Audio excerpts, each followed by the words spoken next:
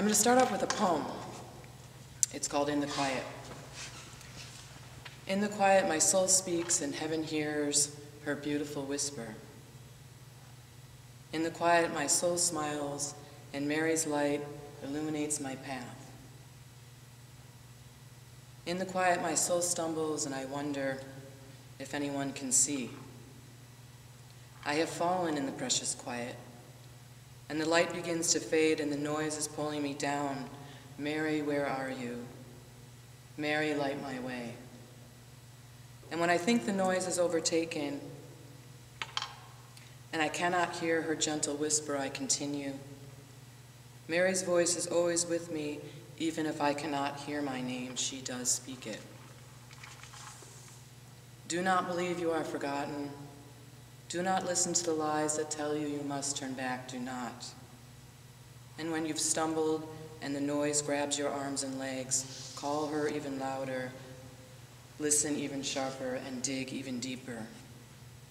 Dare to defend the quiet, to fight the noise that's all around you, and live what you have up to now only believed. So I wrote this in November of 2012. You can breathe now. I know it's heavy. I'm heavy. It's what it is. I can be light. So I wrote this in November of 2012, and I wanted to start with it this evening because it really sums up my faith journey. I returned to church a few years ago after being gone for many years, and it was Mary, the mother of Christ, who welcomed me back in. And she's the loving presence that sustains me, draws me back into the fold, and unites my hands with the Father and the Son. My work isn't a little neat package, and I have kind of had a lot of shame about that. And when Father Carl and Sister Mary asked me to talk tonight, I was like, no way. No, absolutely not. I can't talk about this. I can't talk about this. I'm on my third career. I work 3 jobs. I have terrible insurance. I'm not a CEO. I can't pretend to be something that I'm not. And you know, pretend like I have it all together and I'm going to like impart this on you and tell you, you know, this is how you do it.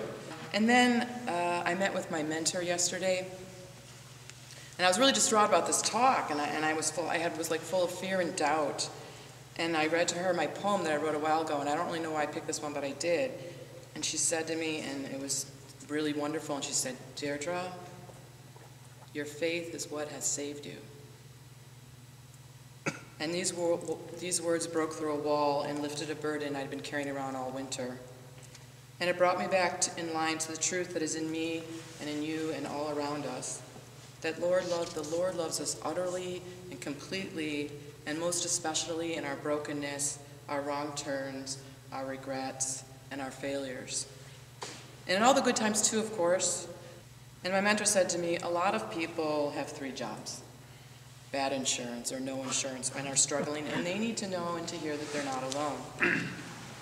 So I said, okay, I can do it. So I'm going to break down this poem a little bit and use it kind of as a guide as to where faith meets work.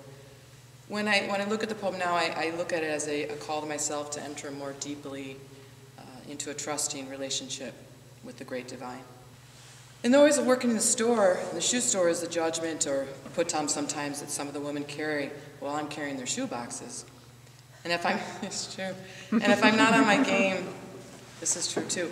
If I'm not on my game, I accept it readily, and then I wonder why my spirit's deflated. And then there's another truth is that often it's not even them, it's me. And I'm projecting this judgment that I have about myself, and I'm holding them responsible.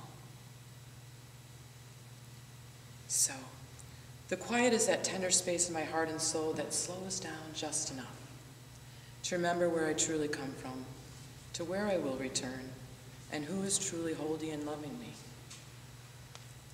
As a Montessori teacher, one of my favorite experiences is playing the silence game.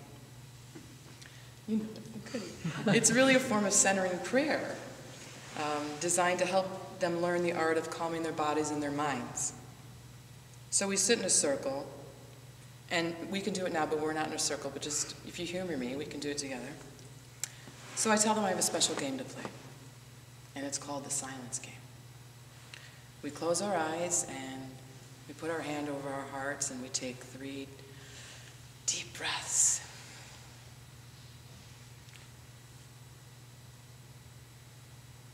Our eyes are closed, and our ears and our hearts are open, and our mouths are closed.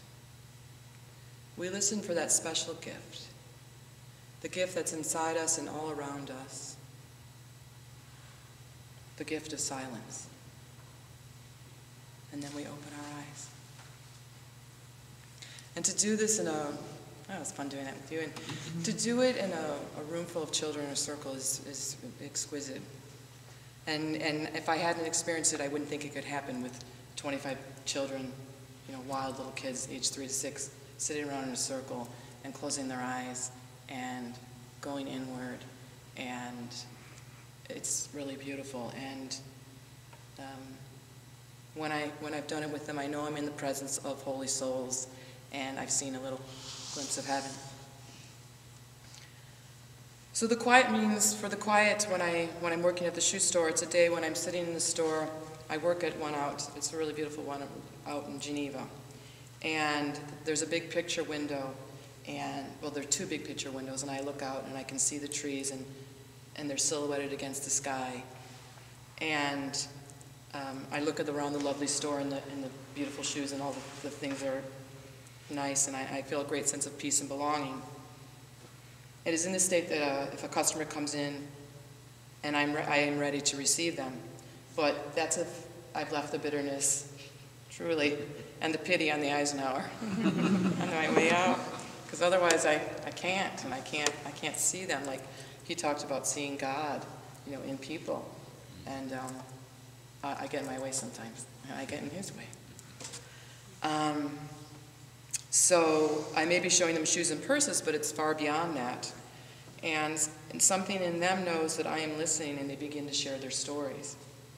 As they try on shoes or open up a handbag, time and time again I've experienced grace come over me and over them.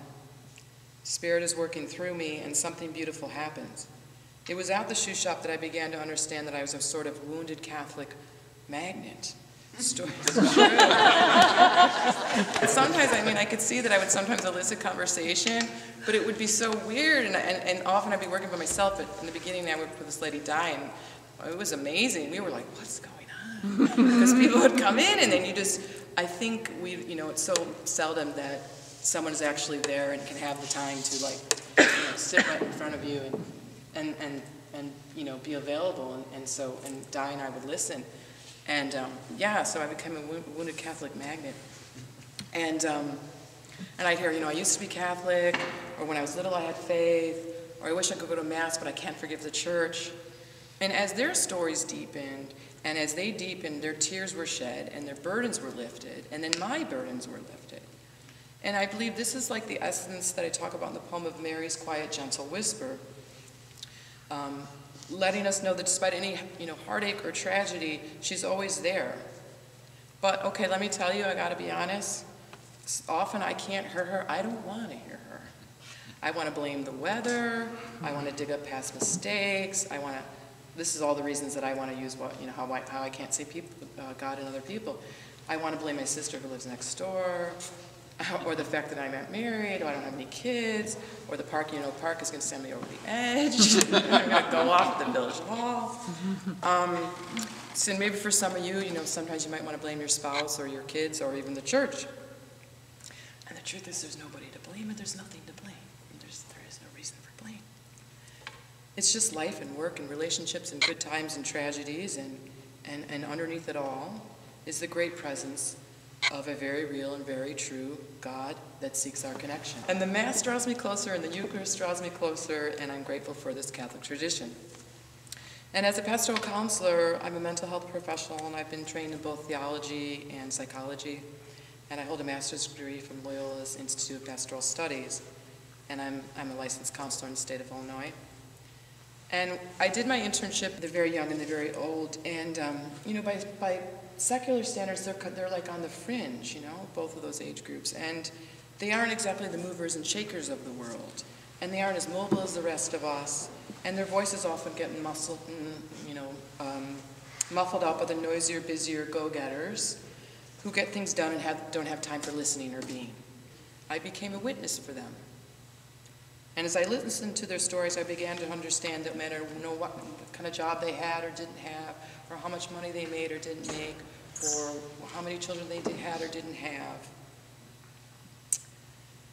they were just like the Montessori kids and just like us.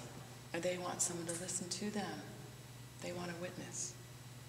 To truly listen with an open, loving heart, and it is through this listening that their soul is affirmed of its existence, and they are reminded of where they truly come from and where they will return and who is holding them.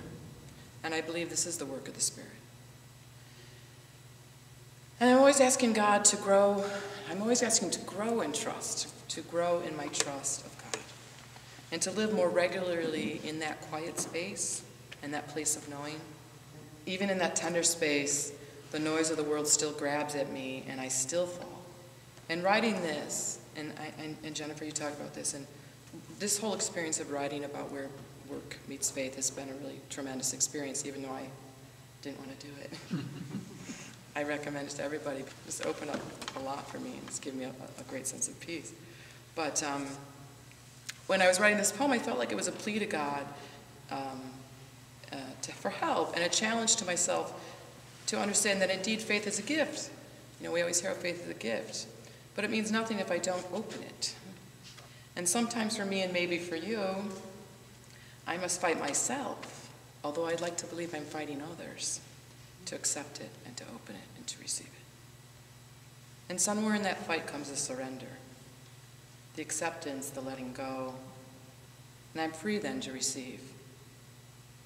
And because the gift is so precious and so peaceful, and there's nothing else quite like it, I know it's not of my own making. And I challenge myself to not only believe in the gift, but to live it. And it's much easier said than done. And just when I think I've got it all down, a little dose, and sometimes quite a big dose, of humility hits me in the face. And I'm mortified by my vanity, ego, and self-righteousness.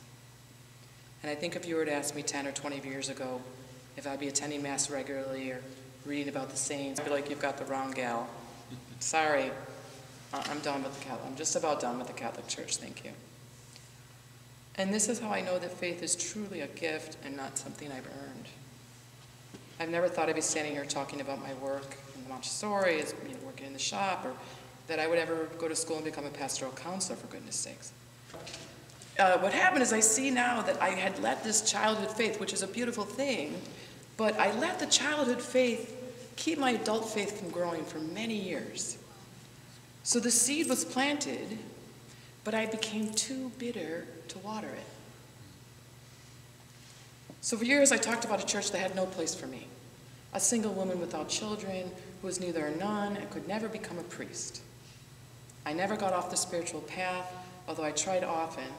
I kept hoping I could shed this spiritual thing and just make some money and be done with all this soul searching. But living with one foot in the spiritual path and one foot in the physical can be an arduous undertaking. Arduous because I forget that all I need to do is get out of the way of my own self and let, as Ignatius says, love loving take the lead. And so this brings me back to the church. To St. Ignatius, to Padre Pio, to St. Catherine Labouré, and all the souls who have become my friends.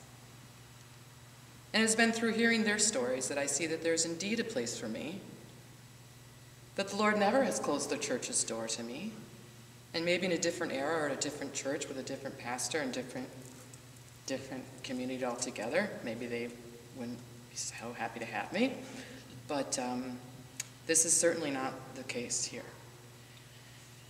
And otherwise I wouldn't be standing here before you. And Sister Mary and Father Carl and many others have been more than welcoming to me.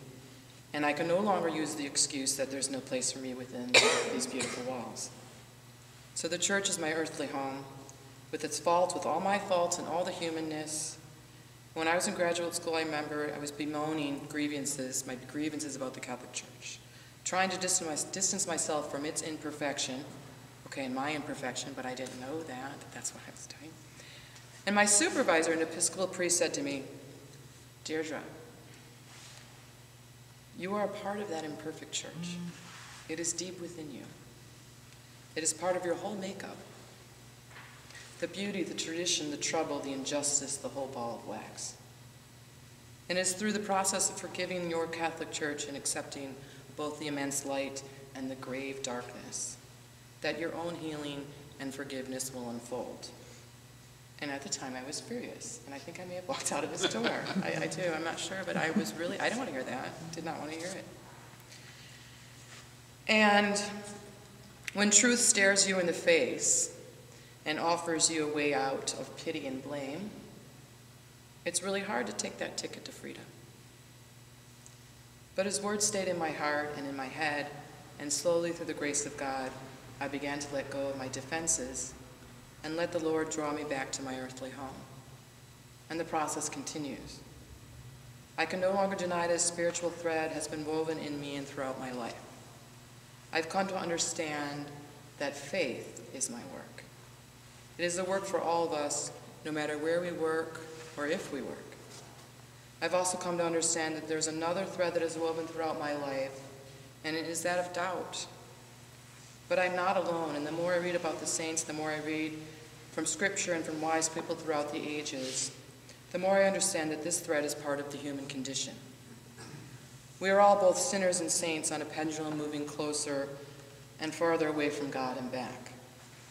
We have an innate desire to seek and know the Lord, to experience his abundant love and acceptance for us, and at the same time we can get caught in the muck of self-doubt and unworthiness. I think that this is why it's said that we are to be witnesses to one another of God's love for us. When I can't see the light in my own life, when it's dark and murky, I reach out to another and their candle lights my space. When the light is clear to me, when I know from where I come and to where I will return, I burn my candle brightly and others rest in its light. And when I get out of the way and enter into that calming river of the Lord that only comes with trust and surrender, he becomes my candle, and it is no longer work, but grace.